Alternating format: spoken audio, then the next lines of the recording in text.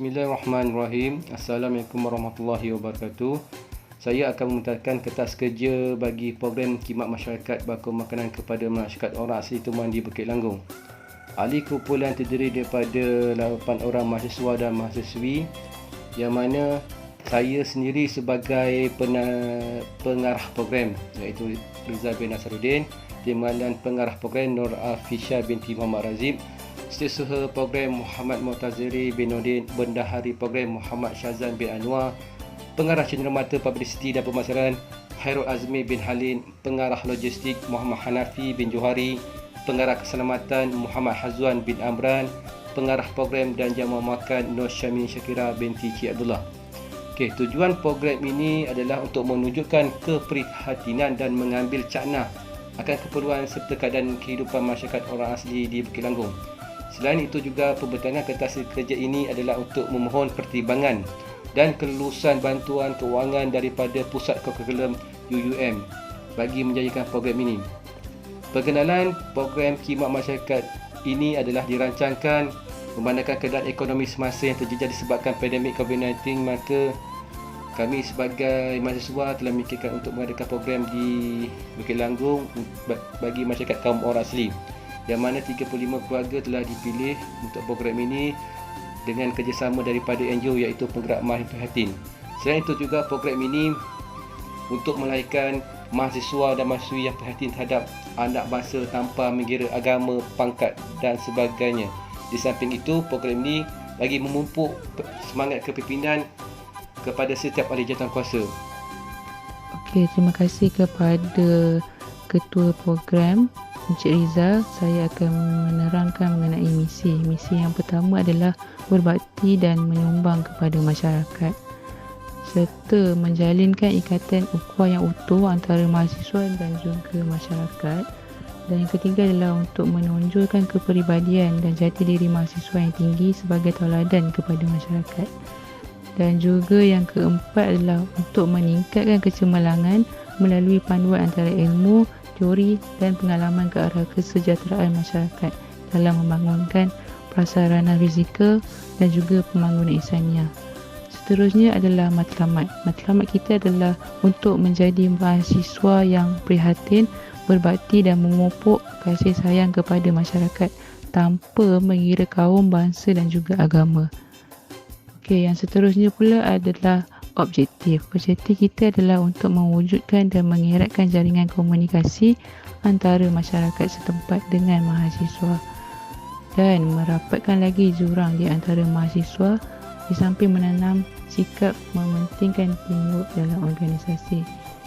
Yang ketiga adalah untuk memberi peluang berinteraksi dengan penduduk setempat serta mengenali budaya dan juga cara kehidupan mereka dari segi adat dan juga budaya. Dan yang keempat adalah mengukuhkan semangat perpaduan dalam kalangan masyarakat yang berbilang bangsa. Dan juga aktiviti kemasyarakatan sebagai satu platform untuk berbakti kepada masyarakat orang asli. Dan juga untuk mengasas kemampuan mahasiswa untuk berdepan dengan cabaran dunia luar yang penuh dengan rintangan serta onak duri. Dan yang terakhir adalah menerangkan nilai sikap, etika dan profesionalisme dalam diri mahasiswa. Sekian, terima kasih. Tema bagi program ini adalah Kita Jaga Kita Mahasiswa Prihatin, anjuran bersama mahasiswa unit pengajian luar kampus UUM dengan kerjasama Penggerak Mahir Prihatin. Butiran program ini dirancangkan pada tarikh 12 Disember 2020 hari Sabtu, masa 7.30 pagi sehingga 10.30 malam, yang bertempat di kampung orang asli Bukit Langgong, Gombak. Pelibatan ahli program seramai 8 orang mahasiswa dan mahasiswi UUM yang menjadi sukarelawan khidmat masyarakat ini. Seterusnya kita akan serahkan kepada Pengarah Cenderamata Publicity dan Pemasaran untuk membentangkan. Terima kasih kepada Tuan Pengarah Cik Rizal. Assalamualaikum dan salam sejahtera. Saya Hairul Azmi bin Halim, pengarah yang menguruskan Cenderamata Publicity dan Pemasaran untuk program khidmat masyarakat. Kami telah merancang beberapa strategi publicity dan bahan bagi program ini Antara yang kami rancangkan adalah mengedarkan poster, flyer tentang program ini di seluruh kampus UUM, terutama di pintu-pintu masuk. Banner juga telah dipasang di sekitar kawasan-kawasan program dan dalam kawasan kampus untuk memastikan lebih ramai orang mengetahuinya. Selain itu, liputan media cetak di antaranya akhbar harian, buletin UUM juga digunakan sebagai medium untuk memberitahu orang ramai. Siaran radio, televisyen juga telah diadakan agar lebih ramai orang yang akan turut menyumbang kepada program ini. Selain itu, hebahan lain melalui media sosial, akaun sendirian AJK dan Facebook Penggerak Marhain Malaysia juga akan dilakukan. Terima kasih kepada saudara Hairul Azmi. Seterusnya kepada prosedur keselamatan kita serahkan kepada pengarah Hazwan bin Amran. Baik, terima kasih Encik Rizal, pengarah projek.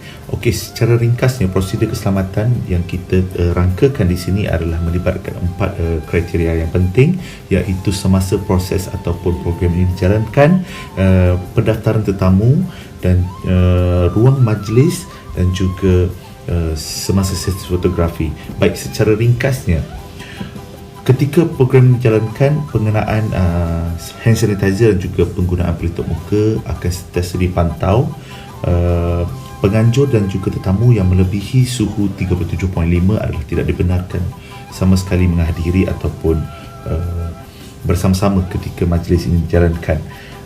Untuk pendaftaran tetamu, kita juga menyediakan QR code untuk semua tetamu yang hadir pada hari itu supaya segala kehadiran dapat direkod.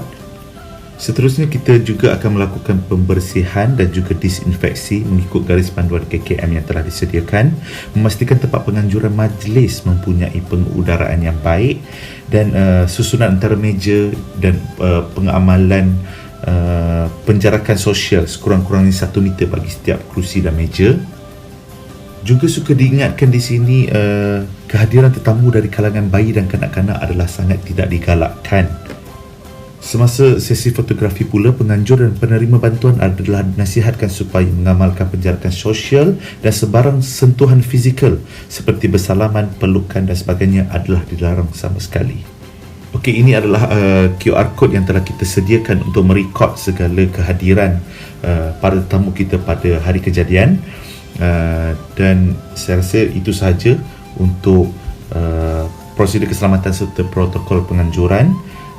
Jadi saya kembalikan balik kepada pengarah projek. Terima kasih. Terima kasih kepada saudara Hazwan. Seterusnya kita pergi kepada pengarah perancangan aktiviti program, iaitu Nur Syamini Syakira. Tuan Pengarah Encik Rizal, saya akan menjelaskan tentang perancangan aktiviti program. Iaitu program pertama ialah keluarga angkat. Program ini akan membahagikan kepada 8 mahasiswa Universiti Kebangsaan Malaysia kepada keluarga angkat masing-masing tanpa mengira agama dan mangsa. Program kedua ialah ziarah mahabbah. Setiap pelajar digalakkan mengunjungi keluarga angkat masing-masing bagi menjalin hubungan erat dengan masyarakat orang asli. Melalui amalan ziarah ini, kita akan dapat mewujudkan komunikasi antara masyarakat di sana. Program seterusnya ialah rewang. Aktiviti rewang bersama penduduk kampung diadakan sempena persiapan untuk majlis tahlil dan bacaan Yasin. Program terakhir ialah gotong royong. Gotong royong bersama penduduk untuk membersihkan kawasan kampung. Antara kawasan yang menjadi sasaran untuk dibersihkan ialah tapak perkhemahan peserta, surau, balai raya dan sebagainya. Terima kasih. Terima kasih kepada saudari Nur Syamini Syakira.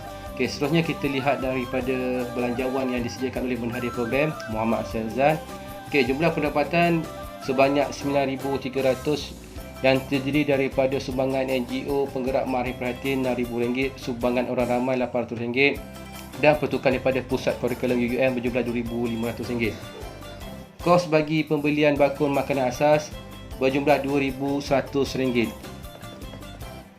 Okey, kos program bagi pengarah cenderamata publicity dan pemasaran berjumlah RM540. Bagi program dan jamuan RM4,000. Keselamatan dan tugas-tugas khas RM665. Logistik berjumlah RM1,290. Alat tulis dan percetakan RM200 dan lain-lain belanja berjumlah RM300. Yang mana total pembelanjaan adalah sebanyak RM9,120. Yang mana lebihan RM175 adalah seperti mana bagi perancangan setiap satu program khidmat masyarakat tidak boleh mendatangkan hasil. Okey, seterusnya kita tengok di sudut detail bagi pembelanjaan makanan, iaitu berjumlah RM2,750 yang terdiri daripada makanan tengah hari, makanan petang dan makan malam. Ini adalah merupakan sampel sumbangan barang keperluan asas yang akan diberikan nanti. Okey, untuk program gotong royong, jumlah yang dianggarkan sejumlah RM1,250. Okey, manakala bagi anggaran kos kelengkapan keselamatan di bawah pengarah program keselamatan berjumlah RM695. Dan yang terakhir sekali adalah anggaran pembelanjaan bagi kos penginapan dan pengangkutan berjumlah RM1,290. Okey, penutup bagi program ini adalah diharapkan agar program khidmat masyarakat bakul makanan yang bertempat di kampung orang asli mendapat kelulusan daripada pihak pusat kurikulum UUM itu sendiri. Selain itu adalah menjadi harapan agar program ini dapat dijayakan dengan lancar dan mencapai segala objektif yang telah digariskan dalam kertas kerja tersebut. Secara tidak langsung akan dapat melahirkan pemimpin yang berfikiran positif, dinamik, aktif, progresif, tercekap dalam segala tindakan. Semoga segala bentuk ilmu dan strategi pengurusan dapat dipraktiskan sepenuhnya agar dapat dijayakan dengan sempurna. Terima kasih. Itu saja pembentangan untuk kertas kerja program khidmat masyarakat Rasli di Bukit Langgung. Assalamualaikum.